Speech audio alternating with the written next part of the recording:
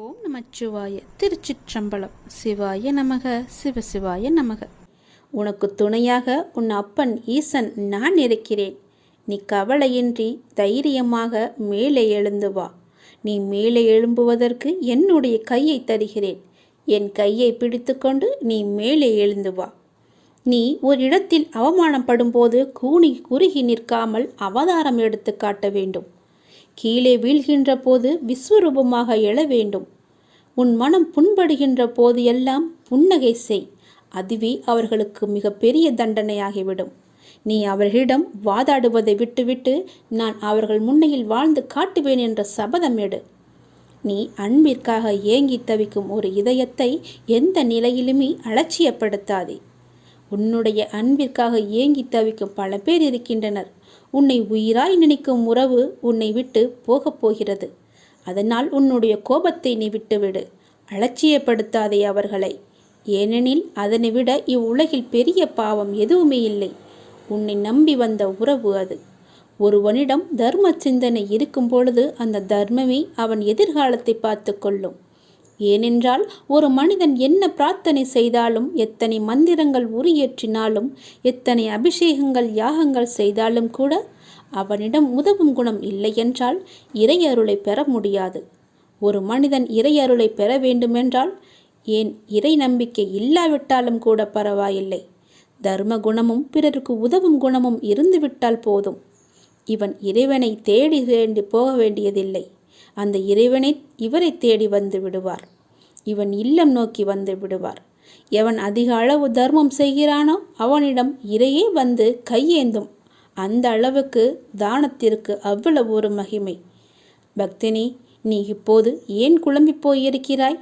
உனக்கு என்ன வர வேண்டும்? உனக்கு ஆரோக்கியம், பொருளாதாரம், மன நிம்மதி எதுவாக இருந்தாலும் என்னிடம் கேள். நான் உனக்கு தருகிறேன். நீ யாரிடமும் போய் கையேந்த வேண்டாம். நீ கவலைப்படாதே. யாரிடமும் கையேந்தும் நிலைப்படி நான் உன்னை வைக்க மாட்டேன். உன்னுடைய எல்லா பிரச்சனைகளுமே நான் தீர்த்து விடுகிறேன். என்னை நம்பு. என்னை முழுவதுமாக நம்பு. ஒரு முறையாவது, தினமும் ஒரு முறையாவது என்னுடைய பெயரை சொல்லி என்னை கூப்பிடு. உன் குழப்பங்களுக்கு எல்லாவற்றிற்குமே நான் விடை தருகிறேன். உனக்கு என்ன வர வேண்டும் கேள். நான் உனக்கு தருகிறேன். எடுத்துக்கொள். சந்தோஷமாக வாழு. எல்லாவற்றையுமே சிவனிடம் ஒப்படைத்து விடுங்கள்.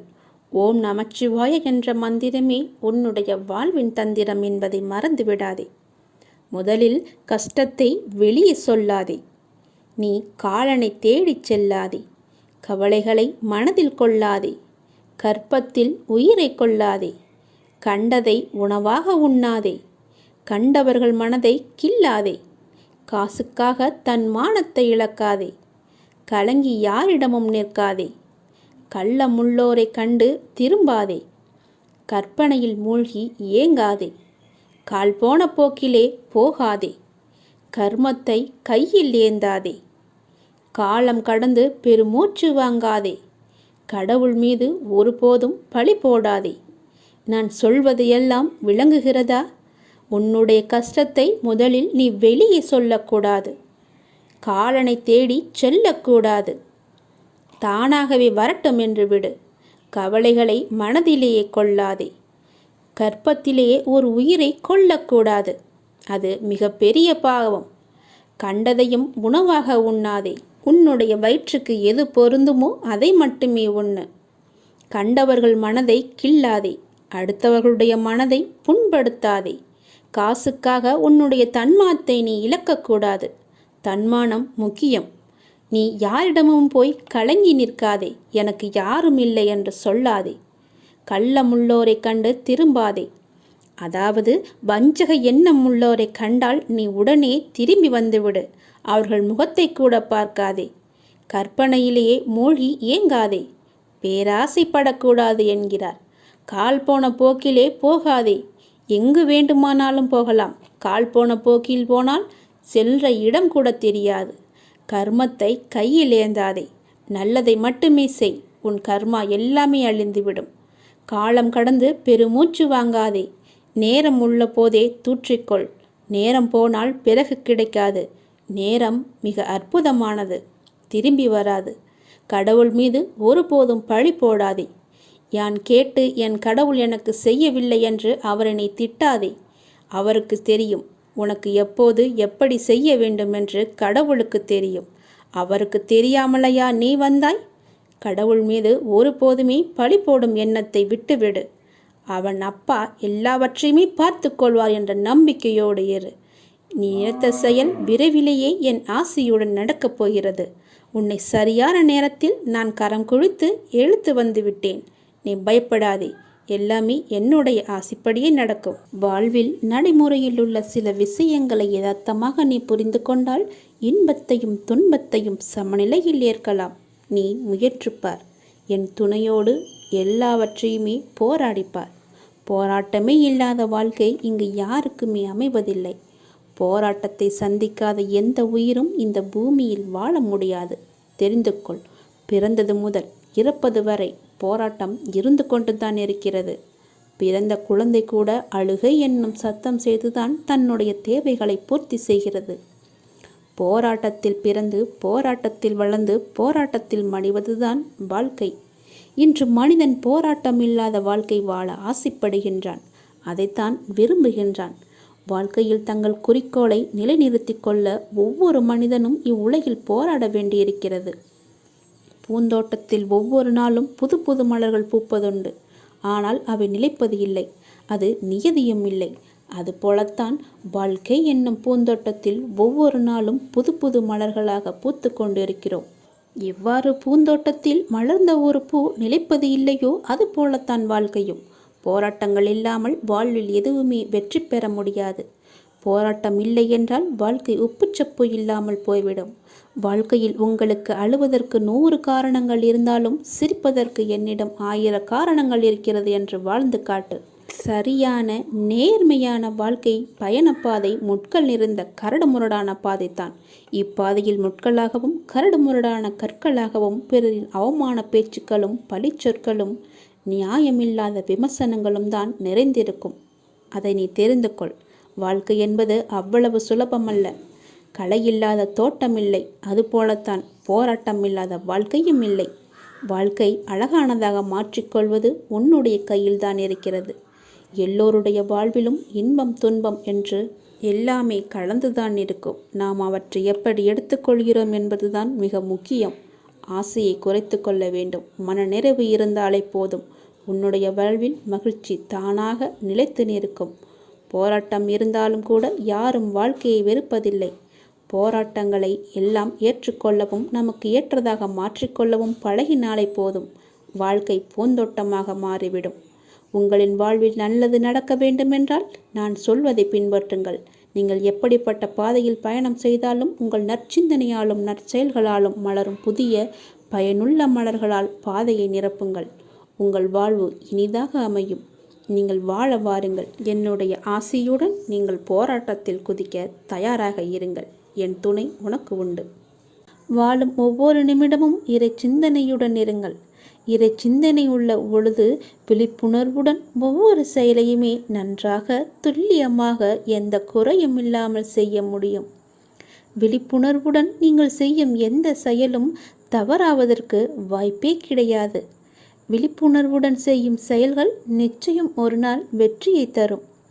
உங்களுக்கு கிடைக்கும் வெற்றிக்கும் தோல்விக்கும் நிச்சயமாக ஒரு காரணம் இருக்கும்.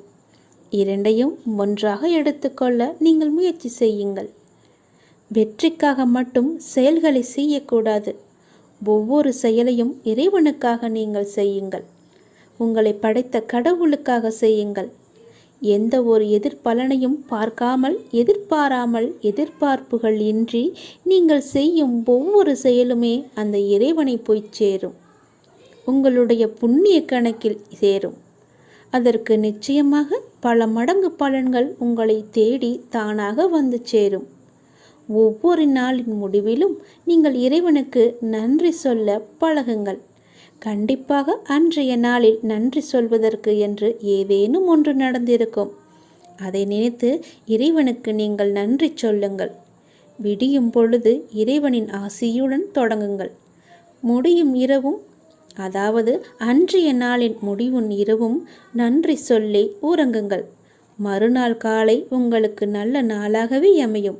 இன்று எங்களுக்கு அமைத்து கொடுத்ததற்கு மிகவும் நன்றி இறைவா என்று இறைவனுக்கு நீங்கள் நன்றி சொல்லுங்கள்.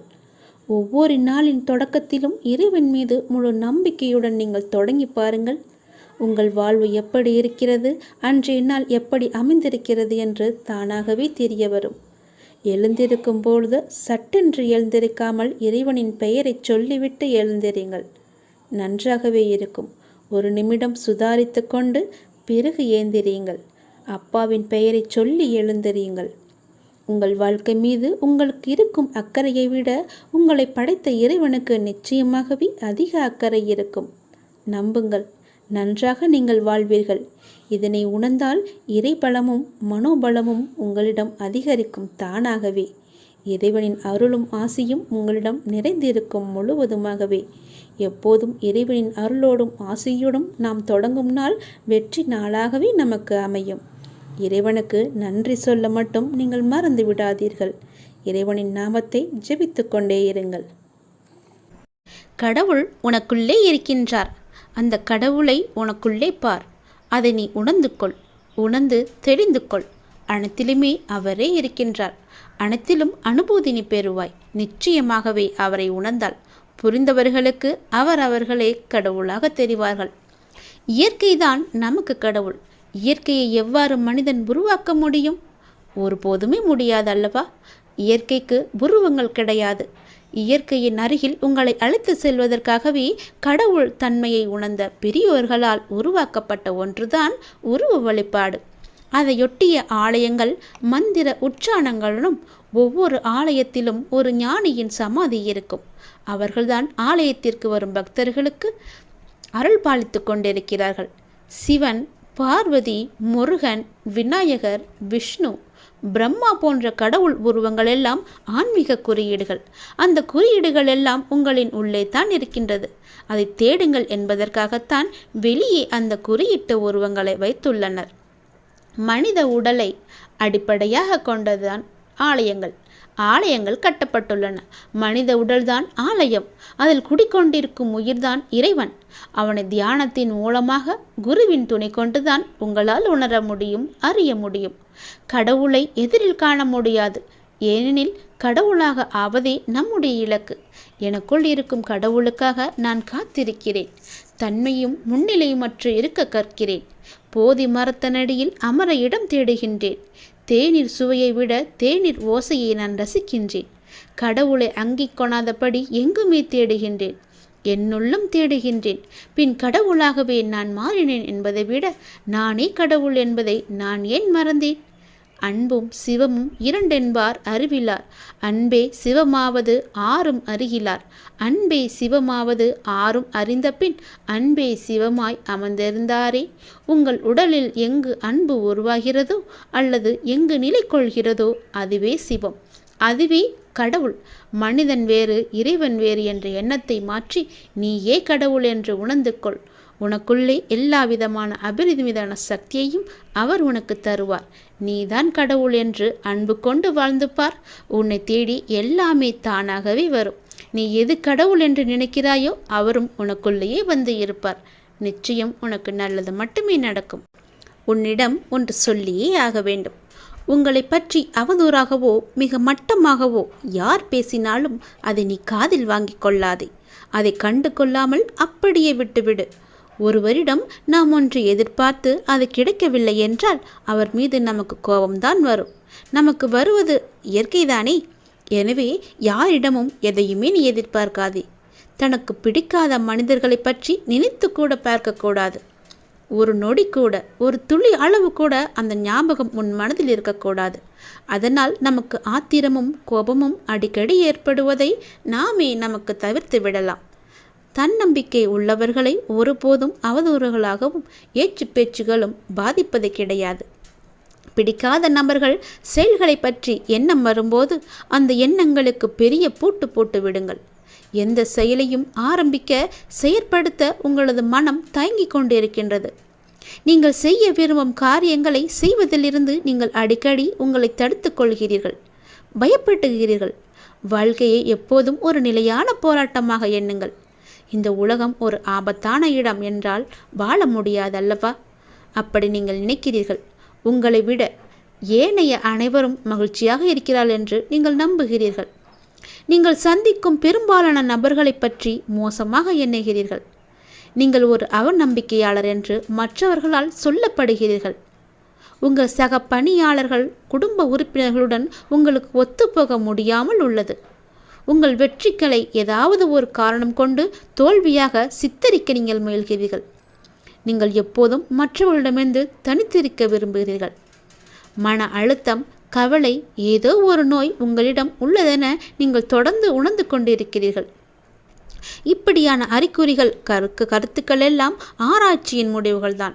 ஆனால் ஒரு சில அறிகுறிகளை வைத்து நாமெல்லாம் எதிர்மறையான சிந்தனையாளர்கள் என்ற முடிவுக்கெல்லாம் நம்மால் வந்துவிட முடியாது, வந்துவிடவும் கூடாது. நாம் எப்போதும் நம்மை பற்றிய உயர்வான நல்ல சிந்தனைகளோடு மட்டுமே நம் வாழ்க்கையை கடத்த வேண்டும். ஒவ்வொரு நொடியும் எதிர்மறை நமக்குள்ளே எப்பொழுது வந்து நுழையலாம் என்ற ஆர்வத்தோடு காத்து கொண்டிருக்கிறது. அதற்கு நம்மை நாமே ஒரு வழியை ஏற்படுத்திவிடக்கூடாது. அந்த வழியை நாம் அடைக்க வேண்டுமென்றால் நேர்மையை மட்டும், நேர்மறையான சிந்தனையை மட்டும் உன் மனதுக்குள்ளே நீ கொண்டு வர வேண்டும். அப்படி இருந்தால் மட்டுமே அந்த எதிர்மறையை உன்னால் அடித்து துவம்சம் செய்ய முடியும். எதிர்மறை என்ற மாயை உனக்குள்ளே சூழ்ந்து விட்டால் போதும், உன் வாழ்க்கையே இருண்டுவிடும். வேண்டாம் தங்கமே, உன் வாழ்க்கையை நீயே மாற்றிக்கொள். உன் மனதிலுள்ள எதிர்மறை எண்ணங்களை எல்லாம் தூக்கி எறிந்துவிடு. உனக்கு முடியும், உன்னால் முடியும். என்னை தவிர என்னை காப்பாற்ற யாரால் முடியும்? நான் வெற்றி பெறுவேன், நிச்சயமாகவே வெற்றி பெறுவேன். எனக்கு எல்லாமே கிடைக்கும் என்ற நம்பிக்கையோடு ஒவ்வொரு நாளையும், ஒவ்வொரு நொடியையும் நீ செயல்பட்டுப்பார். நேர்மறையாக நீ செயல்பட்டுப்பார். நேர்மறை எண்ணத்தோடு செயல்பட்டுப்பார். எதிர்மறை உனக்குள்ளே வரவே வராது. அந்த எதிர்மறை என்ற மாயையை அடித்து ஒழிக்க நீயே புறப்படு. நிச்சயம் உன் வாழ்வு நல்லதாகவே இருக்கும். எது நடந்தாலும் எனக்கு தெரியும், எது நடந்தாலும் என் கடவுளுக்கு தெரியும். எல்லாமே அவருடைய விருப்பம் போலதான் நடந்து கொண்டிருக்கிறது. நான் கடவுளை முழுமையாக நம்புகிறேன். அவரால் முடியாத காரியமென்று எதுவுமே கிடையாது என்ற நம்பிக்கையோடு ஒவ்வொரு நாளையும் நீ தொடங்கு. நிச்சயம் உன் வாழ்வில் தீபத்தை நான் ஏற்றுவேன். உன் வாழ்க்கை ஒளிமயமாகவே மாறும். நம் வாழ்க்கை இப்படியே தடுமாறிக்கொண்டே போய்விடுமோ என்ற எதிர்மறை உனக்குள்ளே தோன்றிவிட்டால் போதும். உன் எதிர்மறை உனக்குள்ளே வந்து நேர்மறை உன்னை விட்டு வெளியே போய்விடும். அதனால் தான் சொல்கிறேன், எதிர்மறையை நீ அடித்து ஒழித்துவிட்டு நேர்மறையை மட்டும் கொண்டு வா. எல்லாம் சிவமயம், எங்குமே சிவமயம் மட்டுமே. வாழ்க்கை பயணம் என்பது எப்படி இருக்க வேண்டும்? வாழ்க்கையின் பயணம் மிகவுமே அழகானது. அந்த பயணத்தில் நாம் காலார நடந்து செல்கின்றோம். நம்முடைய விதிப்பயன் காரணமாக கற்களும் முட்களும் காலை பதம் பார்க்கலாம். புண்ணிய பலன்கள் என்னும் பஞ்சு பந்தை போன்ற பசுமையான புட்கள் நிறைந்த நடைபாதைகளையும் நாம் காணலாம். அனைத்தையும் சிரித்து கொண்டு நாம் கடந்து விட வேண்டும். நம்முடைய கஷ்டங்களையும் இன்பமாய் ஏற்றுக்கொள்ள பழகிவிட வேண்டும். துன்பம் தருவோரையும் சிரித்து கொண்டே தாண்டி செல்ல பழகிவிட வேண்டும். அப்போதுதான் வாழ்க்கையில் வெற்றி காண முடியும். தெய்வங்கள் மனித அவதாரமாய் தோன்றி நாம் வாழ்வதற்கு பல உதாரணங்கள், எடுத்துக்காட்டுகள் என எல்லாவற்றையுமே நமக்கு சொல்லிக் கொடுக்கும். சொல்லிக் கொடுத்து இருப்பதையும் நாம் அறிந்திருக்கிறோம். தெய்வத்தின் சோதனை என்னும் அனுபவத்தில் கிடைக்கும் அமிர்தத்தை நாம் பெற்று தள்ளாத வயதிலும் தளராத மனம் பெற்று தெய்வத்தின் பாதத்தை விடாமல் நாம் பற்றும் திடம் பெற்று மறுபிறவி வேண்டேன் என்னும் மரம் பெற்று இனிதான மனித பிறவு நிறைவு செய்வோம். திக்குக்கட்டு என்று ஒன்று இருக்கிறது. திருநீரை கையில் எடுத்துக்கொள்ள வேண்டும். புவியை தொட்டு வணங்கி எங்கென்று திருநீரை சிரசை தொட்டு முன்புறம் போடவும். வங்கென்று சிரசை தொட்டு பின்புறம் போடவும். சிங்கென்று சிரசை தொட்டு வலம்புறம் போடவும். மங் என்று சிரசை தொட்டு இடம்புறம் போடவும். குங்குமம் மலரையும் கூட இதற்கு நீங்கள் பயன்படுத்தலாம். பிறகு கீழ்கண்ட நான் சொல்லுகின்ற இந்த மந்திரத்தை சொல்ல வேண்டும். அரி ஓம் தெற்கே நோக்கினேனே தெற்கே, சண்முகமூர்த்தியாக கொண்டேனே. அரி ஓம் வடக்கே நோக்கினேனே வடக்கே, பிரம்மாவாக கொண்டேனே. அரி ஓம் கிழக்கே நோக்கினேனே கிழக்கே, தேவேந்திரனாக கொண்டேனே. அரி ஓம் மேற்கே நோக்கினேனே மேற்கே, நரசிங்கமூர்த்தியாக கொண்டேனே. அரி ஓம் ஆகாசத்தை நோக்கினேனே, ஆகாசம் திருநீலகண்டனாக கொண்டேனே. அரி ஓம் பாதாளத்தை நோக்கினேனே, பாதாளம் கால பைரவனாக கொண்டேனே. அரி ஓம் பூமியை நோக்கினேனே, பூமி பூடமாக கொண்டேனே. பொறுப்பு இருப்பாக கொண்டேனே, சிவன் சிவமாக கொண்டேன். உன்னுடைய வாழ்க்கையில் நீ நல்லதை மட்டுமே அறுவடை செய்ய போகிறாய். நன்மைகளை அறுவடை செய்ய சரியான நேரத்தில் சரியானதை செய்யுங்கள். வாழ்க்கை என்பது ஒரு அழகிய பயணம். நல்லதாக இருக்கட்டும், கெட்டதாக இருக்கட்டும், அது நகர்ந்து கொண்டே இருக்கும். நீங்களும் நகர்ந்து கொண்டே இருங்கள். இன்பம் வந்தால் ரசித்து கொண்டே செல்லுங்கள். துன்பம் வந்தால் சகித்து கொண்டே செல்லுங்கள். எங்கேயும் நீங்கள் தேங்கி விடாதீர்கள். தேங்கினால் துயரம், வாடினால் வருத்தம். நிற்காமல் ஓடுவதே நமக்கு பொருத்தமாக இருக்கும். ஓடுங்கள். நதியாக வளைந்து நெளிந்து உங்கள் இலக்கை அடையும் வரை ஓடிக்கொண்டே இருங்கள். இடைவிடாது வணங்கியும் இன்னல் தீரவில்லை என்கின்றாய். தேவைக்கு வணங்காதே நீயே தேவை என்று வணங்கு. அப்படிதான் வணங்க வேண்டும். அப்படி வணங்க வேண்டும் என்பதை நீ உணர்ந்து கொள். மனம் சஞ்சலம் அடிக்கடி தோன்றினால் மனம் தெளிவாக இருக்கிறது. எடுக்கிற முடிவுகள், போகிற பாதை என எதுவுமே சரியாக இருக்காது. ஆகவே எப்போதும் குழப்பத்தில் இருக்க வேண்டியிருக்கும். இதை முதலில் நாம் மாற்ற வேண்டும். இதற்கு அற்புதமான ஒரு உபாயத்தை தான் நான் கூறப்போகிறேன் உனக்கு. முதலில் உன் மனதை ஏதாவது ஒன்றின் மீது நீ செலுத்திவிடு. உனக்கு எதன் மீது அதிக பிரியம் உண்டோ அதன் மீது மனதை செலுத்து. அப்போது மனம் குவிய ஆரம்பிக்கும். உன் பிரச்சனைகள் எல்லாமே தீர்ந்துவிடும். நீங்கள் கடவுள் மீது உங்கள் மனதை நீங்கள் செலுத்தினால் போதுமானது. அவரே இறக்கப்பட்டு உங்கள் மனதை அமைதி நிலைக்கு கொண்டு வந்து விடுவார். அப்போது உங்களுடைய மனமானது நிச்சயம் அமைதியடையும். இங்கு இன்னொரு உண்மையினையும் நீங்கள் தெரிந்து கொள்ள வேண்டும். எத்தகைய பிரச்சனையாக இருந்தாலும் அது அப்பாவின் அனுமதியோடு தான் வாழ்க்கையில் நுழைகிறது. என்ன நடந்தாலும் சரி, பாரம் சுமப்பவர் அவர் என்பதை நாம் புரிந்து கொள்ள வேண்டும். பாரம் சுமப்பவர் அவரே என்று நீ தெரிந்து கொள்ள வேண்டும். அவருக்குத்தான் மூச்சிறைப்பு ஏற்பட வேண்டும். நீ எதற்காக இப்படி பெருமூச்சோடு இருக்கிறாய்? நாம் அவரோடு ஒப்பிட்டு பார்த்தால் நாம் சும்மாகத்தான் நடந்து கொண்டிருக்கிறோம். எனவே நீ கவலைப்படுவதை விட்டுவிடு. ஏனென்றால் உன்னுடைய பாரம் முழுவதுமாகவே அவரோட தோள் மீது இருக்கின்றது. அப்ப பாரத்தை சுமப்பது அவர்தானே? நீ நம்பிக்கையாக இருக்கும் கடவுள்தானே? பிறகு எதற்காக உன் சுமையை அவர் மீது இறக்கி வைத்துவிட்டு நீ நின்றாகத்தானே இருக்க வேண்டும்? அதை உன்னால் செய்ய முடியவில்லை. அவர் மீது நம்பிக்கை இல்லாத காரணத்தினால் மட்டுமே அந்த சுமையை அவர் மீது இறக்கி வைத்தும் நீயும் மீண்டும் சுமந்து கொண்டிருப்பது போல கற்பனை உலகில் இருக்கின்றாய். அதனால் கற்பனையை தூக்கி தூர ஏறி நீ அவர் மீது எப்போது எல்லாமே அவர்தான் என்ற நம்பிக்கையோடு இருந்தாயோ அப்போதே உன்னுடைய கடமை, பொறுப்பு எல்லாமே அவருடைய தோளில் ஏறிவிட்டது. இறைவன் பார்த்து கொள்வார். இறைவனுக்கே அந்த பொறுப்பு இருக்கிறது. அவரே உன்னுடைய பாரத்தை சுமந்து கொண்டிருக்கிறார். நீ தேவையில்லாமல் இந்த பாரத்தை சுமந்து உன்னுடைய வாழ்க்கையில் உள்ள நிம்மதியை நீ இழந்து விடாதே. எனவே நீ கவலைப்படுவதை விட்டு விடுங்கள். என்ன நடந்தாலும் என்னையும் என் பாரத்தையும் சுமப்பவர் அவர் என நினைத்து அப்பாவின் மீது சுமையினை ஏற்றி வைத்துவிட்டு பிரச்சனையை உடனடியாகவே நீ மறந்து விடுங்கள். பொறுமையுடனும் நம்பிக்கையுடனும் இருங்கள். அப்பாவின் செயல்கள் வெளிச்சத்திற்கு வரும் நாளை எதிர்பார்த்து காத்திருந்தால் நிச்சயமாகவே உன்னுடைய பிரச்சனை எல்லாமே தீர்ந்துவிடும். கண்டிப்பாக இது நடந்தே தீரும். உன்னுடைய பாரம் முழுவதும் என் மீது சுமத்து விட்டாய் என்ற நம்பிக்கையோடு உன்னுடைய நாளை ஒவ்வொரு நாளையும் புனித நாளாக தொடங்கு. நிச்சயம் உனக்கு நன்மை கிடைக்கும். உன்னை அவமதிப்பவரை கண்டு ஒருபோதும் விரக்தியடையாமல் நீ இருக்க வேண்டும். ஏனென்றால் நீ அவர்களை அதிர்ச்சியடையும் அளவுக்கு அசாதாரண சக்தியுடன் வளர்ந்து அவர்கள் முன்வந்து நீ நிற்கப் போகின்றாய். உனக்காகவே எல்லாவற்றையுமே நான் தயார் செய்துவிட்டேன். இனி உன் வாழ்வு எல்லாமே நல்லதாகவே நடக்கப் போகிறது. முன்னேற்றமே இல்லாமல் இருக்கிறது என்ற மனோபாவத்தை நீ விட்டொழி. இனி ஒவ்வொரு வாழ்க்கையில் ஒவ்வொன்றாக முன்னேற்றம் மட்டுமே இருக்கப் போகிறது. ஒவ்வொரு நொடியும் முன்னேற்றம் மட்டுமே நடக்கப் போகிறது. முன்னேறுவது எப்படி என்று நீ எதிர்பார்க்காதே, கவலைப்படாதே. நான் அதற்கான வழியை காமிக்கின்றேன். கவலைகளை எல்லாம் புறந்தள்ளி ஆளுமையை தரும் தன்னம்பிக்கையை நீ ஆடையாக அணி. எளிதானதை நோக்கி செல்லாதே, சரியானதை நோக்கி செல். வாழ்க்கை ஒரு அழகான பயணம். அதை மகிழ்வாய் வாழ நீ முயற்சி செய். உனக்கு துணையாக உன்னுடைய அப்பா நான் இருக்கின்றேன். நன்றி கடன் மறவாதி. நமக்கு ஒரு துன்பம் வந்ததற்காக அதை போக்குவதற்காக நம் அப்பாவிடம் தஞ்சம் அடைகின்றோம். அதனை வெகு இலகுவாகவே அப்பா தீர்த்து வைக்கின்றார். நாம் அதோடு மட்டும் இருந்து விடாமல் அப்பாவிடம் நன்றி கடன் செலுத்தவும் வேண்டும். செல்லவும் வேண்டும். இதற்காக அப்பா எதையுமே நம்மிடம் எதிர்பார்க்க மாட்டார். ஒரு முறை அவரை சென்று நீ தரிசனம் செய்துவிட்டு வா. நல்லதே நடக்கும். நீ இப்போது உன் மனதில் ஏகப்பட்ட குழப்பங்களுடன் பதற்றத்துடனும் இருக்கின்றாய். வீணான கவலைகளை உன் மனதில் வைத்து கொண்டிருக்கிறாய். உன் மனமானது, உன் இதயமானது துடித்துடிப்புடன் காணப்படுகிறது. ஏன்? எதற்காக? வீணாக எதற்காக இந்த கவலை? ஏன் இந்த குழப்பம்? எதற்காக இந்த பதற்றம்?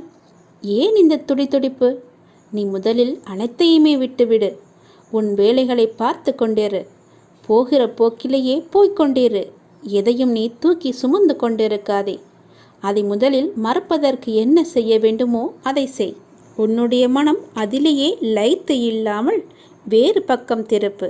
அப்போதுதான் அவற்றை பற்றி எண்ணம் உன் மனதில் இழுக்காமல் இருக்கும். நான் உனக்காக அவதரித்தவன்.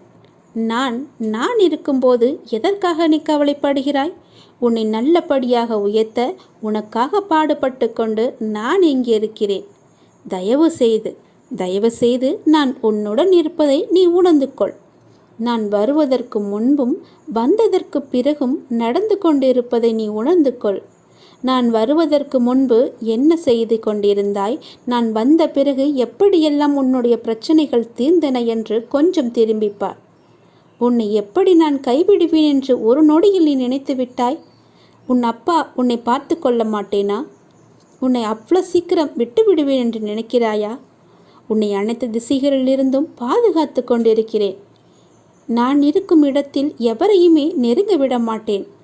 நான் உனக்குள்ளே நீக்கமற நிறைந்திருக்கிறேன். என் கண் பார்வை உன் மீது விழுந்து கொண்டிருக்கும் போது எந்த கெடுதலும் வந்து உன்னை துன்புறுத்தி விட முடியாது. தெரிந்து கொள். எந்த துன்பமும் உன் அருகில் கூட வர பயப்படும். நான் இருக்கிறேன். நீ பயப்படாதே.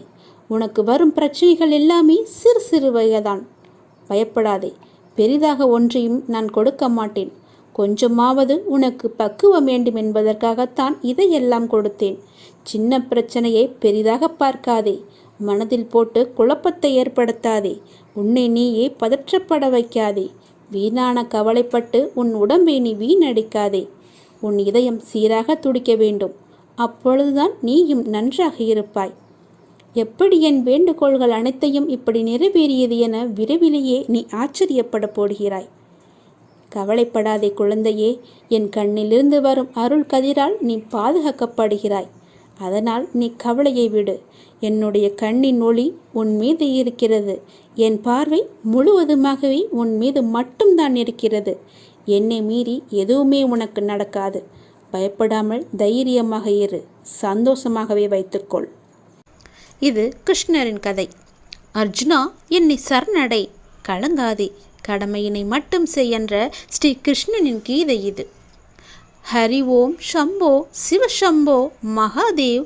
அமைதியை தேடுங்கள், அன்பே சிவம் என்று சொல்லுங்கள். கண்ணா பரந்தாமா, நான் மிகவும் குழம்பியிருக்கின்றேன். சோர்வடைந்தும் விட்டேன். எல்லாம் வீணான முயற்சி என்பது போலாகிவிட்டது எனக்கு. என்னால் இனி ஒரு அடி கூட எடுத்து வைக்க முடியாது. அவர்களை ஆண்டு கொள்ளட்டும். நான் இனி களத்தில் இருக்க விரும்பவில்லை என்று சொன்னார். அர்ஜுனா, சூதாட்டத்தில் காய்களை அவர்கள் பக்கம் விழுமாறு செய்தவன் யார்? நீயா இல்லை நானா? இந்த யுத்தத்தை நடத்த திட்டமிட்டவன் யார்? நான். நடந்த காட்சிகள், நடக்க வேண்டிய காட்சிகளை நான் அறிந்திருக்கிறேன். உன்னால் அதை அறியவும் முடியாது. அறிந்து கொள்ளவும் அறிவும் உனக்கு கொடுக்கப்படவில்லை. எல்லாம் அறிந்தவன் நான். இங்கு எல்லாவற்றுக்கும் ஒரு காரணம் உண்டு. அதை நீ அறிய மாட்டாய். ஆனால் நான் அறிவேன். என்னால் அறிய முடியும். விதைப்பது உன் கடமை. விதையினை, நிலத்தை, நீரை உருவாக்கும் சக்தி உனக்கு கொடுக்கப்பட்டதா? இல்லை. அது எல்லாமே என்னுடைய பொறுப்பு. விதைப்பதை விதைத்து விட்டு போ. விளைச்சலுக்கு நானே பொறுப்பு. உன் கடமையினை நீ செய். விளைவுகளுக்கு நானே பொறுப்பு. நீ என் வெறும் கருவி, என் கைப்பாவை. நான் சொன்னதை மட்டும் நீ செய். எந்த நேரத்தில் எதை எப்படி எடுத்து முடிக்க வேண்டும் என்பதை அறிந்தவன் நான். இது நான் நடத்தும் காட்சிகள். உனக்கான கடமையினை மட்டும் நீ செய். அடுத்தவன் கர்மாவோ கடமையோ பற்றியோ சிந்திக்கும் அவசியம் உனக்கு இல்லை. அதனால் உனக்கு குழப்பமே மிஞ்சும். அவன் அந்த காரியத்தை அவன் செய்யட்டும். நீ வந்த காரியத்தை மட்டும் நீ செய்துவிடு. எல்லோரையும் இயக்கும் நான் என் காரியத்தை நன்றாகவே செய்து கொண்டிருக்கிறேன். இங்கு எல்லாம் மாயை. மாயையின் உச்சம் காட்டும் மயக்கத்தில் மயங்கி கிடக்கின்றாய் நீ. என்னை உற்றுப்பார், என்னுடைய விஸ்வரூபத்தை பார். இவர்களெல்லாம் யார் எனப்பார். எதற்காக இங்கு குவிந்திருக்கின்றார்கள் எனப்பார். எதற்காக அதிகாரம் அவர்களுக்கு கொடுக்கப்பட்டது என்பதை மட்டும் பார். உன் கடமையினை மட்டும் நீ செய். மயக்கத்தில் சிக்கி இதிலிருந்து நழுவினால் இன்னொருவனை கொண்டு இந்த காட்சிகளை நடத்த எனக்கு தெரியும். ஆனால் உன் சுதர்மத்தை கர்மத்தை தவறவிட்ட பாவம் உன்னை விடாது. புரிந்து கொள். உன் கர்ம கழியவும் உன் கடமை நிறைவேறவும் இங்கு நீ அழைத்து வரப்பட்டிருக்கின்றாய். அந்த கடமையினை தெளிவாக செய். மயக்கம் அருந்து குழம்பாமல் பற்றறுத்து செய். இங்கு காண்பன எல்லாமே மறையும், மறைந்தன எல்லாமே திரும்பும். காலமாக நான் ஆடும் இந்த ஆட்டம் உனக்கு புரியாது. புரியாத விஷயத்தை யோசித்து ஏன் குழம்புகின்றாய்? இங்கு எல்லாவற்றுக்குமே ஒரு காலம் உண்டு. அதன்படியே காட்சிகளும் அமைந்து கொண்டிருக்கின்றன. அக்கிரமம் ஆட ஒரு காலம் உண்டு, அடங்க ஒரு காலம் உண்டு. எல்லா அதர்மமும் ஆடித்தான் அடங்கும் என்பதை மனதில் கொள். எந்த அக்கிரமும் நெடுநாள் நிலைத்ததில்லை என்பதையும் நினைவில் கொள். கடும் வெயில் மழைக்கு அறிகுறி. மழை செழுமையின் வாசல். வெயிலின்றி மழை இல்லை. அதர்மம் ஆடாமல் தர்மம் வர வாய்ப்பே இல்லை. இதுதான் என்னுடைய நாடகம், என்னுடைய இயக்கம். நீங்கள் எல்லாம் வெறும் பாத்திரங்கள் மட்டுமே. உன் பாத்திரத்தை நீ ஒழுங்காக செய். அதுதான் நான் கேட்பது. நீ இன்று காணும் எல்லாமே மாறும், எல்லாம் மாறும். அர்ஜுனா, என்னை சரணடை. என்னில் உன் பாரங்களை சுமத்து. என் காவலில் இருந்தே கடமையினை செய். எப்பொழுதும் உன்னோடு நான் இருந்து காத்து வருவேன். கலங்காதே, எழு, மயக்கமறு, கடமையினை செய். அதை மட்டும் செய். அதற்காகவே நீ படைக்கப்பட்டிருக்கின்றாய் என்று கூறினார் பரந்தாமன். இந்த கதையை நீங்கள் உணர்ந்து கொண்டால் உங்கள் வாழ்வில் நீங்கள் நிச்சயம் வெற்றி பெறலாம். எதற்காகவுமே நீங்கள் பயப்பட வேண்டிய அவசியமும் இருக்காது. எதற்காகவும் நீங்கள் கவலைப்பட வேண்டிய அவசியமும் இருக்காது. ஏனென்றால் மேலே இருந்து நடத்தி கொண்டிருப்பவர் எல்லாம் வல்ல இறைவன். அவருக்கு மட்டுமே தெரியும். உனக்கு ஒன்றுமே தெரியாது. நன்றாக புரிந்து கொள்.